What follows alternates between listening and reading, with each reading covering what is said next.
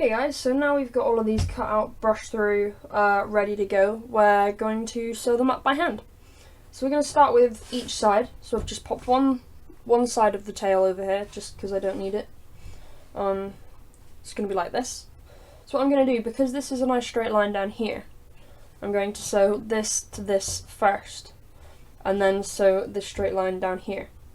Because it's just easier sewing a straight line that flows together than veering off to the side a little bit. So if you can keep those together, that just makes it a little bit easier for yourself, especially if you're going to run it through a machine. So what I've got is my pins here.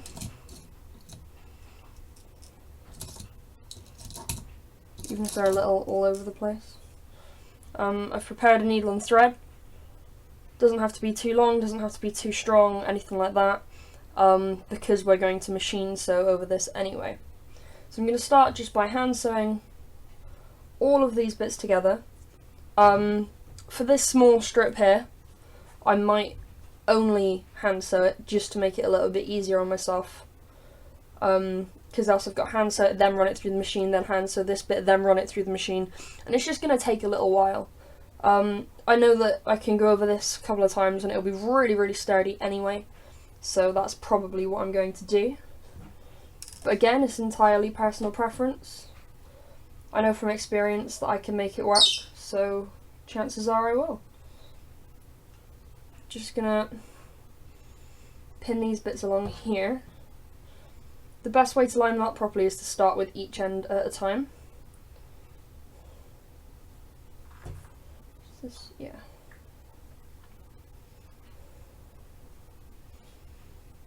Start with each end.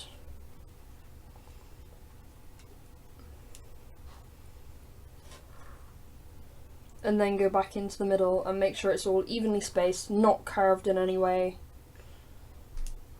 Because that's always easy to do. I've managed to carve an entire tail to the side once because I didn't pin it before I started sewing. So I've learned from my mistakes there, and excuse me. And now I actually make sure I pin first. So now you can see that's pinned there. Popped all the fur to the inside of the seams because you don't need that on the outside. It's quite neat. You could put an extra couple in if you're a little bit worried about it, but you know, personally that's completely fine. Just make sure you pull it tight as you sew. Which now I'm going to switch this whole thing into time lapse, and just speed all of the hand sewing up, and then I'll show you the machine sewing process afterwards.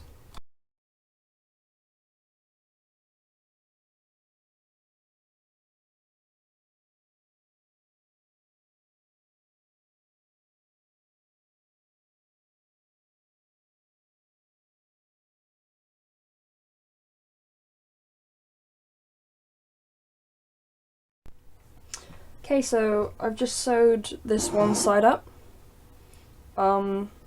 So I figured I'd show you how this went really.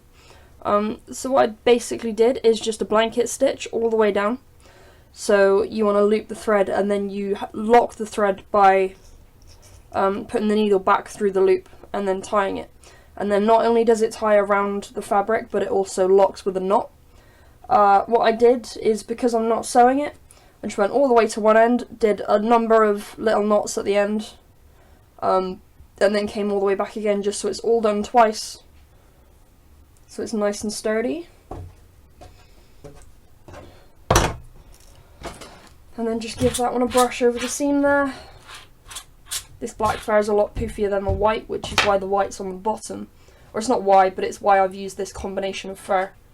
I want to have the top all poofy.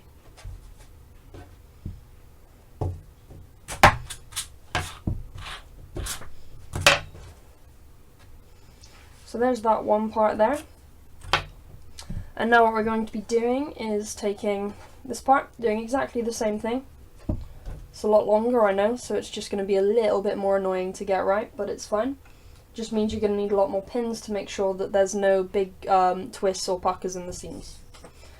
So I'm going to go ahead and get these sewn up. I'm going to do this one and this one for you now, and just pop that all into one nice long clip I suppose is the word. And then after that we'll move on to the machine sewing stages and the other little hand sewing bits, popping the elastic in, etc. One thing I did forget to mention that you're going to need, quite obvious, is just teddy bear stuffing. Polyfill stuffing, nice and fluffy. This one is 100% polyester, so when you rip it all apart, just gives it a lot more sort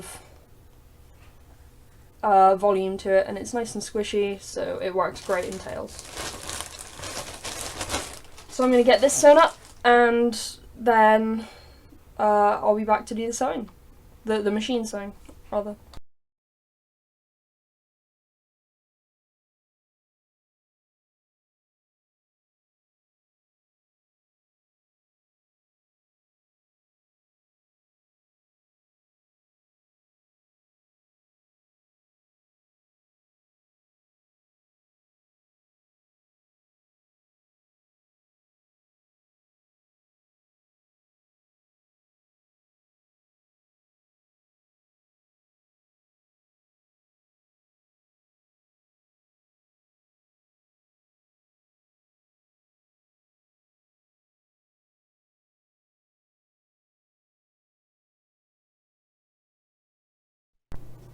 Okay, so what you're going to do now is quite simply just go ahead and sew up the other half exactly the same as you did this half.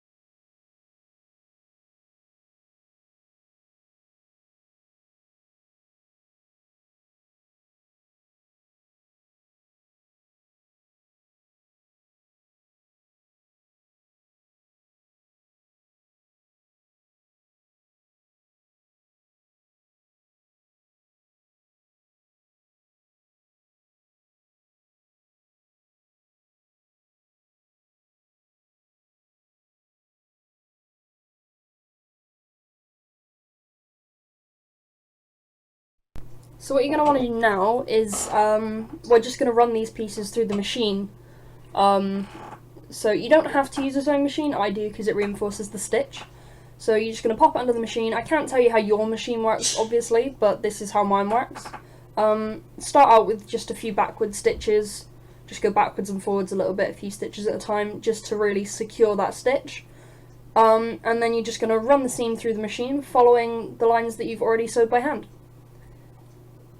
Again, it doesn't particularly matter what colour thread you use, because you're not going to see it through the dense pile of fur anyway. If you're using any short pile fur or fleece or anything else, which I wouldn't recommend anyway, but if you do, then just be sure to use matching thread colour, because else it will be visible. And then just snip the end of the thread right up to the backward stitches that you finished with. Finish exactly the same as you started with that backward stitch. I don't always stitch over the hand stitching on either half. However, obviously it does make the tail a lot stronger in itself if you do. Sorry about the noise if you can hear that, that's my parrot being a little bit loud today.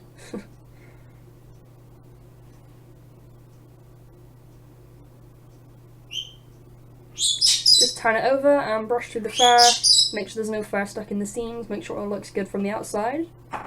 And there you have it, you've sewed completely one half of your tail. So now obviously just run the second half through. Exactly the same way.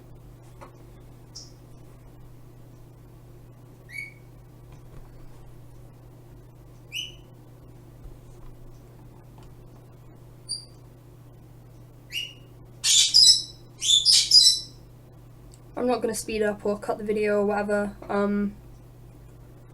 I think it's a lot easier to just, you know, you can watch exactly how I put this through the machine, because there's a curve to the seam that you'll be stitching over. It's a lot easier to sort of see how other people do it and then do it the same way.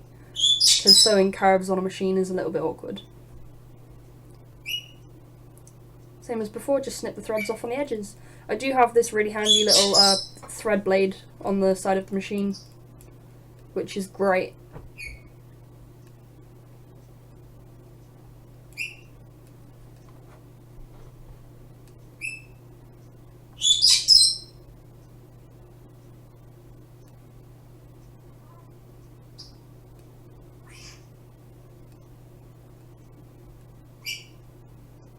You just want to try and keep the seam as, you know, as straight running through the machine as you possibly can.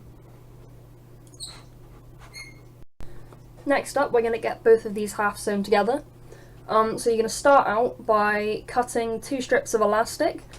I use sort of inch thick stuff, got a little bit of strength and pull to it. Probably about 4.5 inches, 2 strips of each.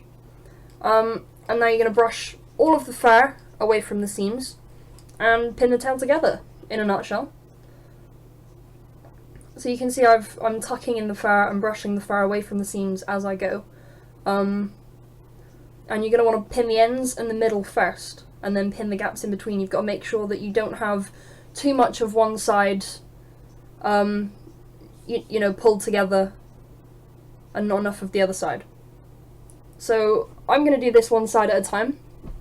I'm going to sew the top side first because it's easiest, and just slowly and carefully run this through the machine, constantly pushing all of the fur in the gaps, avoiding the pins or pulling them out as you go, and making sure you've actually sewn up all of these seams.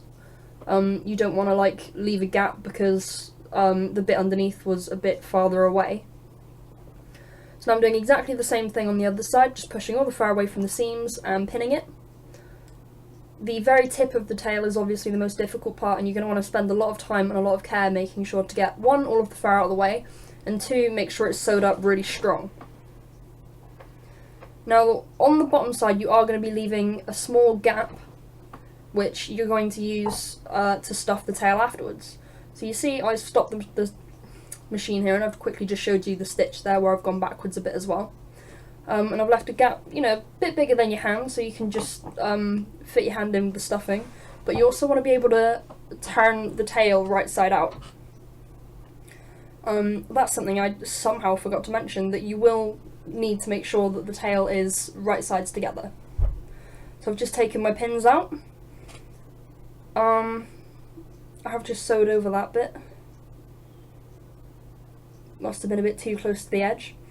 So now you're going to take your elastic, fold it in half, and just poke it through the ends of the tail, with, you know, about a centimetre space between them. Hold them firmly or sew them, or pin them while you just run them through the machine. I've done it a lot of times. And you're going to want to sew over this sort of 3 times at least, to make sure it's really strong. And then just turn your tail right way out. Give it a good brush, make sure you get all of the fur out of the seams.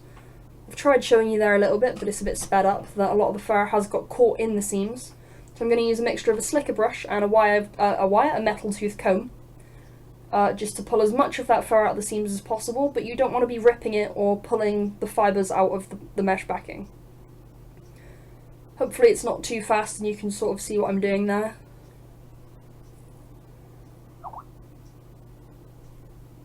Just give it all a brush, make sure all of your seams are perfect. And now stuff your tail. Just take handfuls of the polyfill, pull them apart a little bit to give them a bit more volume to them, and you're going to want to stuff the very tip and the very base as strongly as you possibly can. So we're on to our final stage now. We have our tail all cut, sewn up, stuffed, and just this little gap here that needs to be sewn up.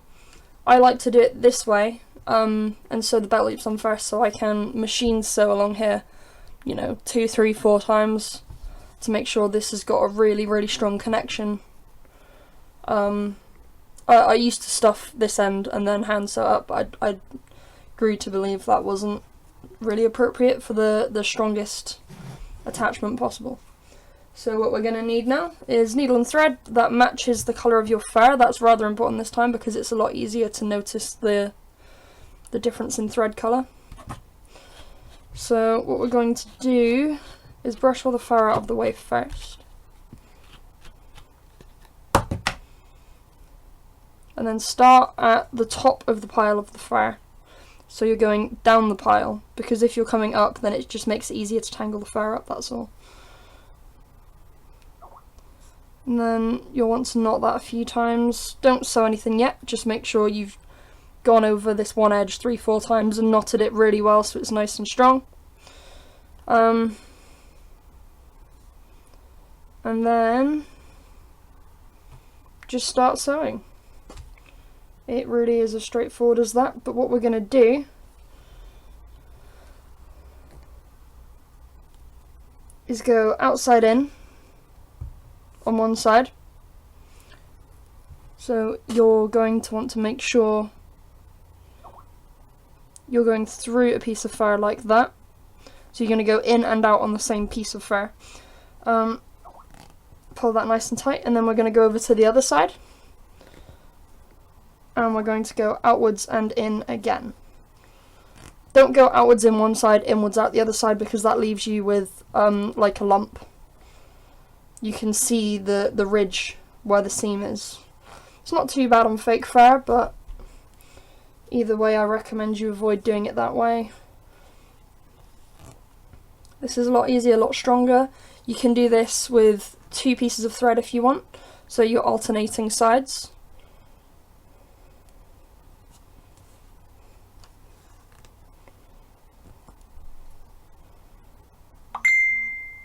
Sorry, I've got a lot going on at the moment. All my my phone's going off, my Skype's going off. Just wanted to make sure I got this tutorial finished for you today so I can upload it today. My aim was to film all of this in one go, but it's actually been over the course of 3 or 4 days, which have been spread out over a week and a half.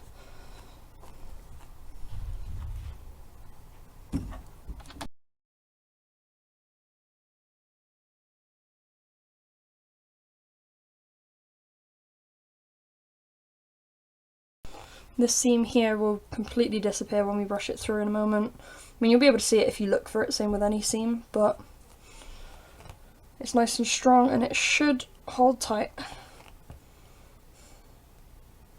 Never had a problem with these seams on my tails in my many years of, you know, sewing them this way.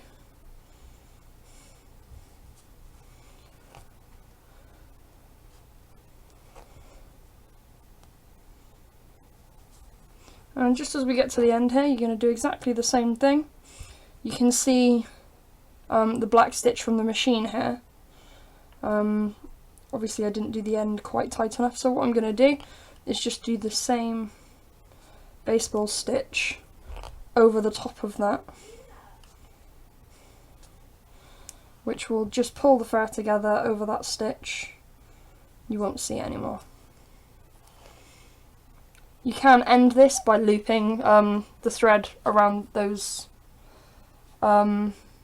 machine stitches, but again it's entirely personal preference, because I use black because you don't really see it anyway, as you can see. You know, because you could see that and it was black, I decided to sew over it. So what we're going to do is just thread it through like you would before, pass it through the loop, just to tie a knot. And you can do that a few times. I've already done it 2-3 times now. Just going to do it once more for good measure. There we go, and that's made a nice tight knot right there. Once that's brushed, you're not going to see it. You can just cut the thread here. That's completely fine, especially because it's long white fur, so you're not going to see it. But what I'm going to do is just poke the needle all the way through like this, pull it tight, and cut it close to the fur. Because what that's going to do is just leave a long piece of thread inside the stuffing. It shouldn't pull out. It's not cut too close to the knot for it to, you know, for the knot to come undone. So it should work perfectly fine. There's the seam just down the middle there, and then once you brush it through, it's completely invisible, just like machine sewing. And that is how you make a tail. What I like to do is not stuff it so much in the middle because it gives it more sideways wiggle movement. You can see that. I will airbrush this one a little bit. Whether I do a tutorial on that I don't know, because it's just straightforward small accents of probably brown and black, or you know, this rust colour and black. I really like how it's all the long path ferret because it just makes a nice long fluffy shaggy tail that looks really great. Fairly realistic, and there are going to be a lot of long hair accents on this particular suit, so it all ties in together really well. Got any questions? Please don't hesitate to comment on this video and ask. Send me an email if you really want to. I reply to comments here when I can. Please ensure that your comments are set so that I can reply, because else there's no way that I can answer them for you. Thank you very much, guys. Hope you enjoyed this video. If you did, please like and subscribe. I'm going to keep providing you with more tutorial videos for both smaller and larger parts. And please check out my my other videos for other tutorials, particularly my Fursuit head building time-lapse, which is you know, an 8-part tutorial series of the entire process of making a Fursuit head. Thanks very much, and I'll see you in the next video.